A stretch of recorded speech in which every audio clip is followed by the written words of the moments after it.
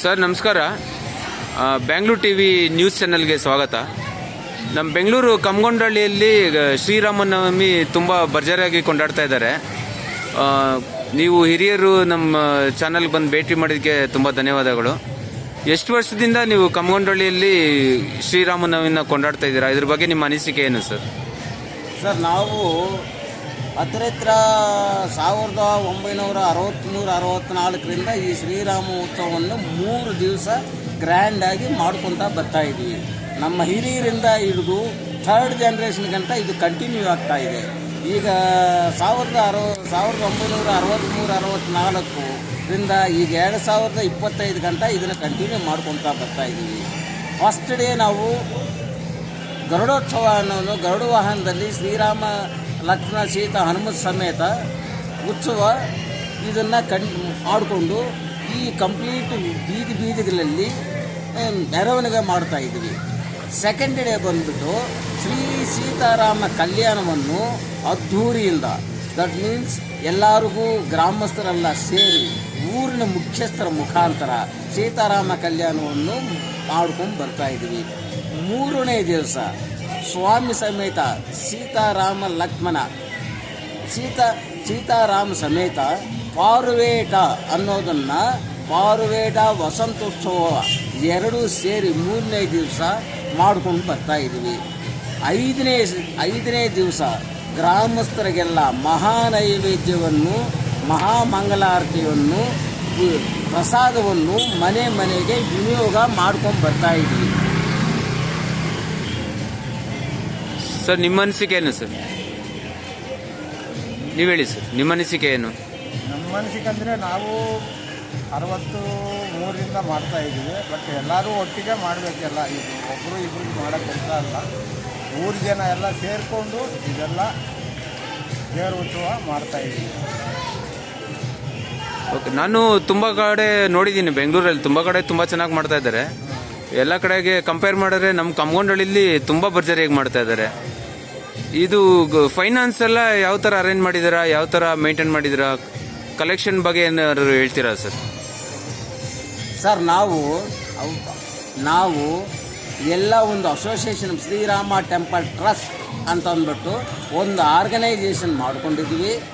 ಪ್ರತಿ ವರ್ಷವೂ ಗ್ರಾಮಸ್ಥರಿಗೆ ನಮ್ಮ ಗ್ರಾಮಸ್ಥರಿಗೆ ಮನೆ ಪಂಚಾಯಿತಿ ಅಂತ ಅಂದ್ಬಿಟ್ಟು ಒಂದು ಡಿಕ್ಲೇರ್ ಮೀಟಿಂಗ್ನಲ್ಲಿ ಮಾಡಿಕೊಂಡು ಎಷ್ಟು ಎಕ್ಸ್ಪೆನ್ಸಸ್ ಆಗುತ್ತೆ, 3 ಡೇಸ್ಗೆ ರಥೋತ್ಸವಕ್ಕೆ ಎಷ್ಟಾಗುತ್ತೆ, ಮಹಾನೈವೇದ್ಯಕ್ಕೆ ಎಷ್ಟಾಗುತ್ತೆ, ಆಮೇಲೆ ಮಕ್ಕಳು ಸಣ್ಣ ಹೆಣ್ಮಕ್ಳು ಅವರಿಗೆಲ್ಲ ಭಜನೆ ಕಾರ್ಯಕ್ರಮಗಳಿಗೆ ಎಷ್ಟಾಗುತ್ತೆ ಅನ್ನೋದನ್ನು ಎಲ್ಲ ಟ್ರಸ್ಟ್ ಮೆಂಬರ್ಸ್ ಎಲ್ಲ ಸೇರಿಕೊಂಡು ಗ್ರಾಮಸ್ಥರ ಸಮ್ಮುಖದಲ್ಲಿ ಒಂದು ತೀರ್ಮಾನವನ್ನು ಮಾಡ್ಕೊತೀವಿ. ಈ ವರ್ಷ ಒಂದೊಂದು ಮನೆಗೆ 1500 ರೂಪಾಯಿ ತರಹ ನಾವು ಅದನ್ನು ಎಕ್ಸ್ಪೆನ್ಸ್ ಮಾಡಿಕೊಂಡಿದ್ವಿ.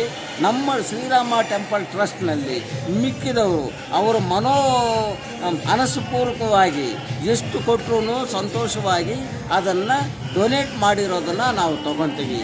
ಇನ್ನೊಂದೇನಂತಂದರೆ, ಈಗಿರೋ ನಮ್ಮ ರಾಜಕೀಯ ನಾಯಕರಲ್ಲಿ ಶ್ರೀಮಾನ್ KC ವೆಂಕಟೇಶ್ ಅವರು, ಅಂದರೆ ದೇವೇಗೌಡರಂತ ನಿಕ್ ನೇಮ್ ಅವರಿಗೆ, ಅವ್ರ ಮುಖಾಂತರ ಹತ್ರ 2005ರಿಂದ 25 ಗಂಟೆ ಮಹಾ ಅನ್ನದಾನವನ್ನು ನಮ್ಮ ಸೀತಾರಾಮ ಕಲ್ಯಾಣ ಮಂಟಪದಲ್ಲಿ ಅವ್ರ ಮುಖಾಂತರ ಹತ್ರ ಒಂದು 500 ಜನಕ್ಕೆ ಅನ್ನದಾನವನ್ನು ಅವರು ಮಾಡ್ತಾ ಇದ್ದಾರೆ.